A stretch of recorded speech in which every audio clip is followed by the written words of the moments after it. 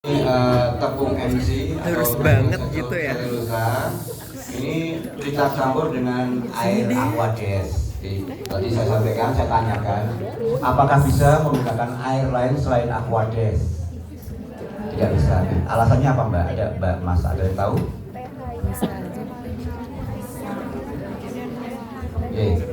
Aquades itu air murni. Jadi air yang tidak mengandung jamur, mengandung humus. Itu kalau kita memakai air yang dari sumur, air galon, air pam, itu kan di dalam airnya masih terkandung kadar lumpur, jamur. Nanti takutnya ketika kita gunakan untuk merekatkan tisu Jepang dengan arsipnya, malah kan timbul jamur di arsip yang kita restorasi. Kita bukan memperbaiki, malah merusak itu. Itu. Kemudian alat-alat yang kita gunakan ini timbangan biasa. Kemudian ini ada kuas untuk sebelum kita lakukan restorasi, kita bersihkan arsip dari debu maupun kotoran yang menempel. Kemudian biasa seperti alat-alat lainnya ada kartor, ada. Kemudian ini mungkin bertanya-tanya, ini buat apa ini? Buat ngadu. Ini sebenarnya untuk mengadu atau mencampurkan MC dengan aquades, kita pakainya mixer. Tapi karena mixer kita paksa untuk putaran cepat untuk mengadunya, kadang kita sering boros di mixernya karena mixernya sering rusak karena panas. Makanya kita berinovasi seperti tadi yang disampaikan Mas Alam, kita punya inovasi supaya memudahkan pekerjaan kita, efisiensi juga, kita pakai bur. Kemudian ini air aquades kayak ini Mbak, jadi satu ini. Kemudian ini yang tadi akrilik kita pakai untuk media kita menempelkan arsip yang kita restorasi. Kita juga berinovasi karena di Andri sendiri kita pakainya plastik polister tadi ya, jadi itu kayaknya kurang efektif karena kain polister kan sifatnya lentur. Ketika kita membuat itu takutnya arsipnya ikut goyang-goyang karena lenturnya cuma jadi rusak. Makanya kita pakai akrilik yang teksturnya lebih padat, lebih kencang. Kemudian ini besi untuk menimpa arsip yang hasil yang kita laminasi supaya tidak melengkung, jadi arsipnya tetap flating. Kemudian Buat ngeratain semen ya. nanti hasil akhirnya arsip yang kita laminasi nanti bentuknya seperti ini Mbak. Ini belum kita potong, belum kita rapikan, jadi masih asli. Nanti kita akan membuat arsip yang direstorasi seperti ini. Kemudian ini yang artis utamanya ini tisu Jepang. Artis. Kertas basi. Ini harganya lumayan mahal. Ini sekitar satu gulungnya itu sekitar 8,5 juta. Kenapa sih kayak kita bakal disuruh beli ya? Sebenarnya ukurannya nggak segini, ukurannya sekitar 1 meter. Ini kita potong menjadi 2 karena kita sesuaikan dengan ukuran arsip yang ada di tempat kita. Itu ukurannya sebenarnya hanya sekitar 20 sampai 30 cm. Jadi kita bisa lebih efektif, efisien untuk bergeser-geser. Kalau video kan ya, dari satu gulung hanya kita bisa untuk melaminasi sekitar 500 lembar. Oke, mungkin kita bisa langsung mulai praktik ya.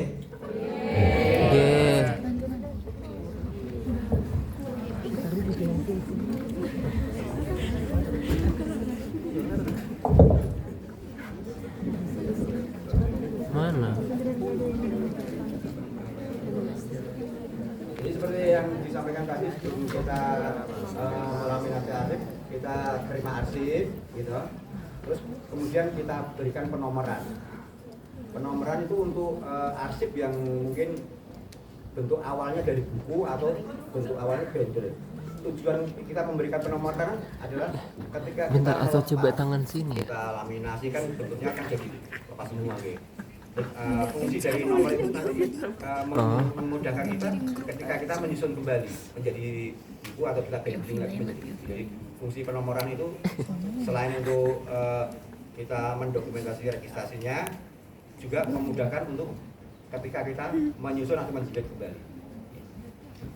Kita mulai untuk pembuatan bahan utama untuk lem. Apa itu? Ternyata.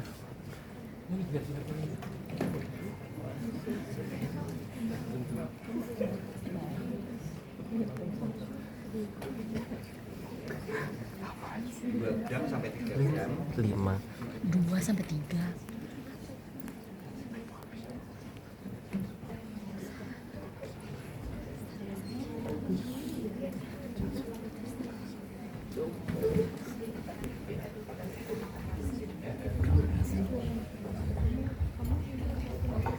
Ini untuk MC-nya sudah 3 gram ya.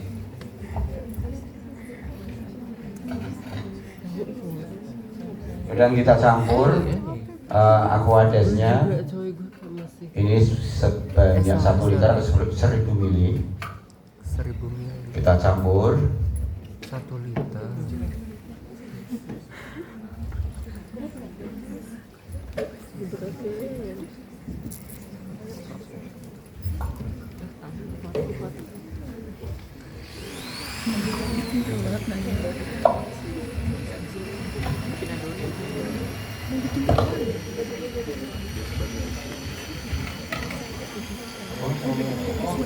Nah, ini Itu kalau ngadonya bisa pakai mixer, tapi karena kan di kami pernah ini buat ngaduk lem MC atau metil selulosa itu nggak kuat karena saking kentalnya. Waktu itu mixernya yang malah patah. Akhirnya sekarang kita pakai bor.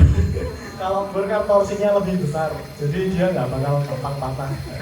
Ini inovasi. Jadi kalau nanti teman-teman di luar, wah ini di kota Semarang, misal kota Semarang juga belajarnya dari sini, yaitu isinya juga teman-teman saya kuliah KT kalian itu, dan mereka juga belajar dari sini. Cuman kalau kenapa sih? Nah, ini ada yang tanya fungsinya ember. yang mesinnya Oh. itu biar nggak nyiprat kemana-mana. Oh, tadi nyiprat ya.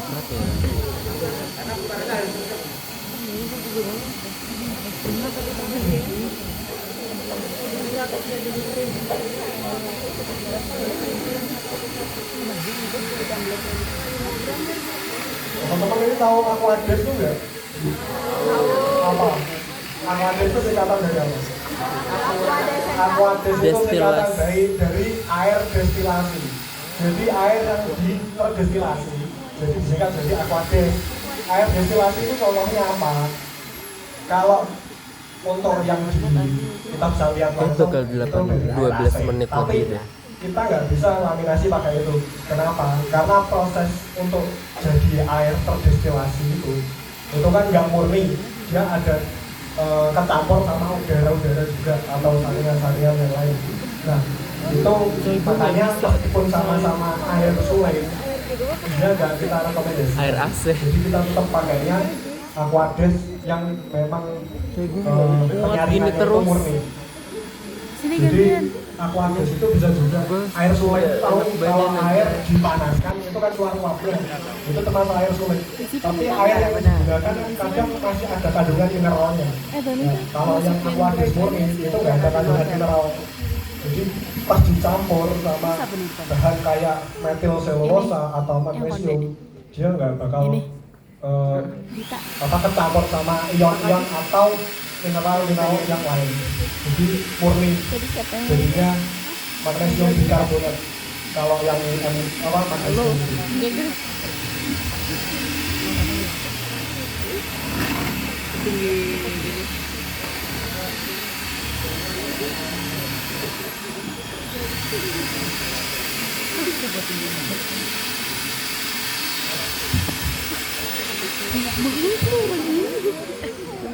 Itu potongan gua aja.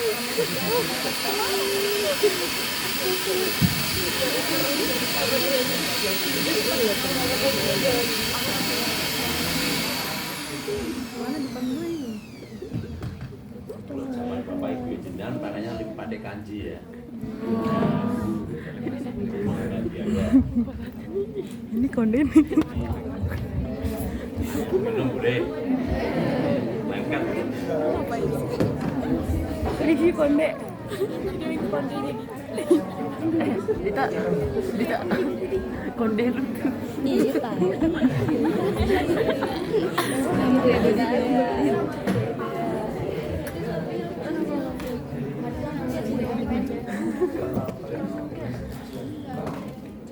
Ini sebenarnya bisa diakali juga.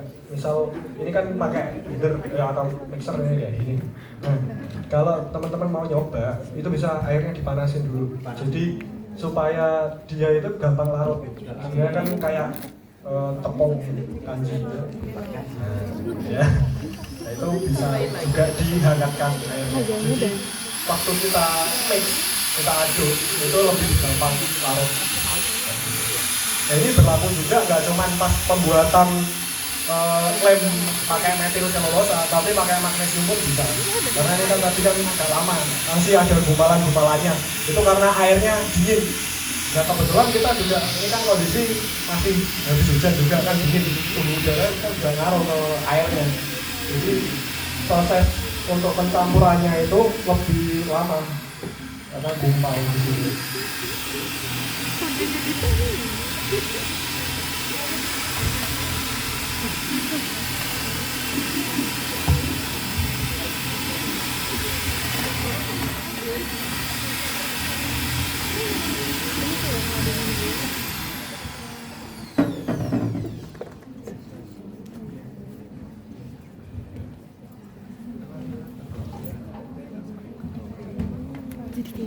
Jadi kayak siang aja. Oh iya, kayak lem gitu.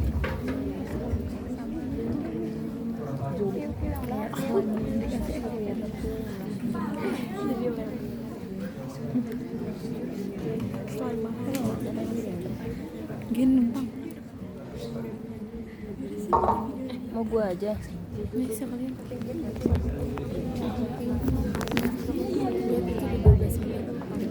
Masya Allah.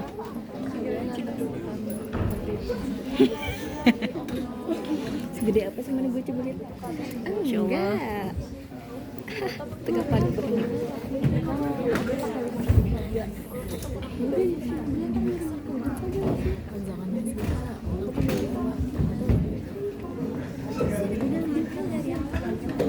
Iya coy.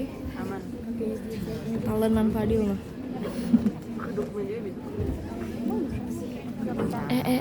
Shh, shh, shh. Orang ya. Yakin gak habis ini gak? Ketiga kalinya. Piring cantik.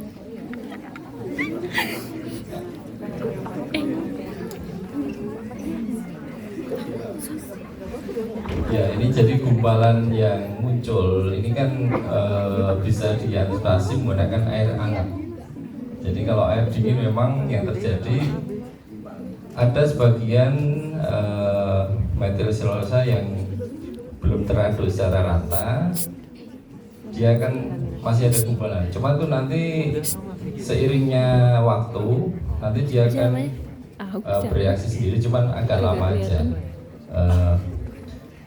Nanti pada proses perataan lem di arsip, kita upayakan yang kita ambil yang tidak ada gumpalannya. Kalau ada gumpalan nanti dia akan menempel di arsip, mengepetkan, nanti ada gelembung atau istilahnya bisa jadi reaksi antara tisu Jepang dengan arsip nanti tidak optimal. Jadi kita upayakan yang lem yang tidak ada gumpalan. Di sini Mas Joko sudah menyiapkan arsip yang akan dilaminasi untuk tahap selanjutnya. Langkah pertama adalah pembersihan ya tadi ya.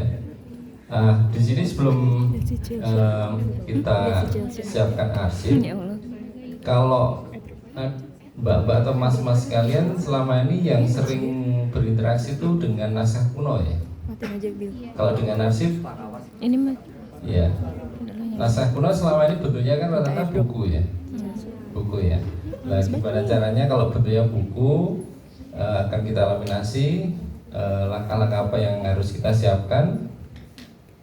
Misal ini bentuknya buku. Kalau buku itu kan proses laminasi itu kan harus dalam bentuk lembaran. Berarti buku tersebut harus harus lepas ikatannya. Kalau buku yang atau naskah kuno itu kan periodenya biasanya 50 tahun ke belakang ya, itu masih ada kadang yang teknik jahit gitu ya, dengan benang. Nah itu benang itu kita lepas terlebih dahulu untuk buat lembaran-lembaran yang akan dilaminasi. Selanjutnya apabila sudah dilepas, tapi sebelum dilepas ada tahap yang tidak boleh kita lewati, yaitu penomoran. Kalau buku biasanya memang sudah ada halamannya ya, tapi kalau buku yang belum ada halamannya, sebelum melepas kita berikan penomoran lembar urutan. Kita kasih dengan tulisan pensil kecil aja, supaya nanti pada waktu penataan kembali itu kita tidak kehilangan urutannya. Jadi ini sebenarnya langkah simpel, cuman ini kadang membuat masalah di belakang. Jadi penomoran urutan halaman. Kalau buku tersebut sudah ada halamannya, nggak masalah itu kelewat. Tapi kalau buku yang belum ada halamannya, hal kecil penomoran ini nanti bisa menimbulkan masalah di belakang pada waktu penataan kembali. Ya, oke. Selanjutnya Mas Joko sudah membersihkan, kemudian memberikan urutan nomor dari lembar pertama ke berikutnya. Selanjutnya Mas Joko melakukan teknik menetralkan keasaman kertas atau deasidifikasi. Metodenya metode kering. Metode kering itu deasidifikasi hanya dengan cara menyemprotkan larutan magnesium karbonat ke arsip yang akan dilaminasi. Jadi metode yang digunakan Mas Joko metode kering, karena di sini arsip yang akan dilaminasi kondisinya masih cukup baik. Cukup baik itu artinya secara warna masih nggak terlalu kalau kita mengamati kerusakan kertas itu lebih secara visual itu lebih gampang dari warnanya. Kalau warnanya semakin coklat, semakin gelap, itu artinya reaksi kimia dari lignin kertas tadi sudah mulai merusak kertas. Tapi ini kan kondisinya masih kuning. Kuning itu artinya secara kerusakan masih ringan. Jadi kita hanya melakukan deasidifikasi metode kering. Jadi cukup menyemprotkan magnesium karbonat aja. Kalau kondisi arsipnya ada metode deasidifikasi dengan metode basah. Metode basah itu dengan merendam arsip ke dalam larutan magnesium karbonat, tapi kita harus pastikan satu, kelunturan tintanya harus kita pastikan tidak luntur. Kemudian keasaman kertasnya kita ukur terlebih dahulu. Kalau kita sebenarnya punya alat untuk mengukur keasaman kertas di mana ya? Itu pH meter. pH meter itu ada yang sistem menggunakan alat yang dicelupkan di airnya, dan ada, tolong nggak bawa ini, ada yang bentuknya strip. Strip itu ya kertas yang nanti apabila diletakkan atau dicelupkan di metode seperti ini. Misal kita ambil arsip yang akan kita ukur keasamannya, kita kasih air sedikit aja di pojok mana yang mau kita ukur, kemudian strip tersebut kita tempelkan, nanti indikator keasamannya dan dia akan naik. Kalau memang keasamannya cukup kuat, bisa kita lakukan metode dehydrasi basah. Tapi kalau keasamannya tidak terlalu besar, keasaman itu berarti nilai pH-nya di bawah 7 ya. Kalau di atas 7 basah ya. Jadi karena ini kita anggap keasaman kertasnya tidak terlalu kuat, kita bisa cukup melakukan dehydrasi metode kering. Nah ini Mas Joko sudah menyemprotkan. Kemudian selanjutnya tisu Jepang yang sudah kita siapkan, kita letakkan di atasnya arsip, kemudian kita ukur sesuai ukuran arsip, kemudian kita potong sesuai ukuran. Selanjutnya akan kita olesi dengan tisu dengan perekat yang tadi bahannya dari metil selulosa. Sebelumnya untuk biar tisu Jepang tidak bergeser, ini di ujung-ujung pojokan ini bisa kita kunci dengan memberikan sedikit lem di pojok-pojok. Tujuannya supaya pada waktu mengoleskan, meratakan itu tisu Jepang tidak lari-lari. Selanjutnya sudah Mas Joko akan mengolesi arsip yang sudah dilapisi tisu Jepang. Tekniknya, cara mengolesinya dari dari atas. maaf. Tisu Jepangnya terlalu ya, kita ganti aja, kita cari lagi. Ini semangat Mas Joko. Sebenarnya tadi pada waktu menyemprotkan magnesium karbonat, langsung segera kita lapisi itu Jepang, kemudian kita olesi, jangan lama-lama. Pastikan kondisi arsipnya jangan tadi kalau Mas Alam bilang ada lipatan, itu harus kita pastikan ratakan dulu ya. Kemudian jangan sampai menghilangkan informasi yang terkandung dalam arsip. Misal lipatan tersebut mengganggu pandangan informasi yang ada di arsip, harus kita ratakan terlebih dahulu. Intinya informasi yang terkandung dalam arsip harus otentik. Otentik itu sesuai dengan naskah aslinya. Nah, ini kita ulangi, kita dehydrasi dulu dengan sistem kering, cukup menyemprotkan dengan magnesium karbonat, kemudian kita lapisi dengan tisu Jepang. Jadi kegiatan kami di restorasi arsip ini ya, untuk teknik laminasi ini memang memerlukan satu, kesabaran, yang kedua ketelatenan, yang ketiga ketelitian. Jadi petugas kami itu memang ya dilatih untuk sabar menghadapi apa Mbak? Kalau yang udah suami ya sabar menghadapi istri, kalau yang masih single ya sabar menghadapi kenyataan. Curhat. Ya, bercanda.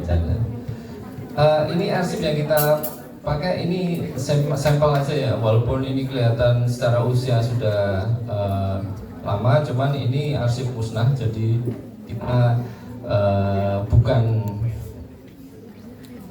maksudnya tidak asal-asalan mengambil contoh. Ini sudah kita kategorikan arsip musnah. Cuman prinsipnya dalam melakukan laminasi kita harus sabar, telaten, teliti, jangan sampai semakin merusak kondisi arsip. Jadi harus hati-hati. Tisu Jepang ini di pasaran ada dua warna putih sama warna agak krem ya. Oke, jadi ini tujuannya apabila arsipnya masih kondisinya warna kertasnya putih, bisa kita pakai yang putih. Tapi kalau yang sudah krem, cuman intinya bahannya sama. Kemudian pada waktu dilapiskan itu juga hasilnya juga sama, artinya akan tetap transparan, tidak merusak informasi yang ada di arsip. Jadi sebenarnya mau pakai dua-duanya, baik warna yang putih atau yang krem, sama aja.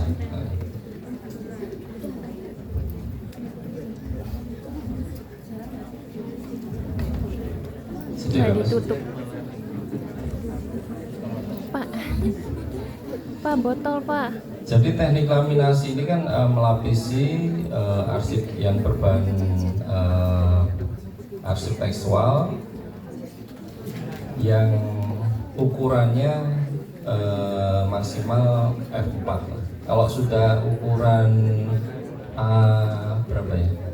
A3 atau di atasnya misal A0 atau kalau yang ukuran peta bisa jadi ukuran paling besar, ukuran peta berapa ya? 1 meter lah, sekitar 1 meter lebih itu kita memakai kain Lamatek. Tapi kalau yang ukuran F4 ke bawah kita masih bisa lapisi dengan tisu Jepang. Karena apa? Kalau yang ukuran besar itu kan karena secara ukuran besar, jadi dia kalau tisu Jepang kan kalau untuk ukuran besar nanti dia tidak bisa menguatkan arsip yang dilapisi. Kalau dengan kain Lamatek kan tujuannya untuk sekaligus melapisi juga sekaligus menguatkan arsipnya. Jadi tisu Jepang ini kita gunakan hanya untuk arsip-arsip yang ukuran arsip tekstual yang F4 ke bawah. Setelah kita pastikan arsip sudah sudah terlapisi dengan tisu Jepang dan lem yang kita ratakan sudah merata, proses selanjutnya adalah proses pengeringan. Pengeringan dalam hal ini kita hindari tetap cahaya sinar matahari, kita gunakan kipas yang blower ya. Blower itu secara semburan angin lebih kencang, cuman jangan langsung mengenai arsipnya. Jadi tidak langsung lah mengenai arsipnya. Kalau kondisi lembab biasanya pengeringan sekitar setengah jam, tapi kalau kondisi kering, udara kering paling 20 menit sudah, 20 menit ke bawah sudah kering secara optimal. Bapak mungkin ada dari mahasiswa yang mau mencoba biar nanti bisa memberikan testimoni ke teman-teman yang lain, 1 atau 2 orang mungkin.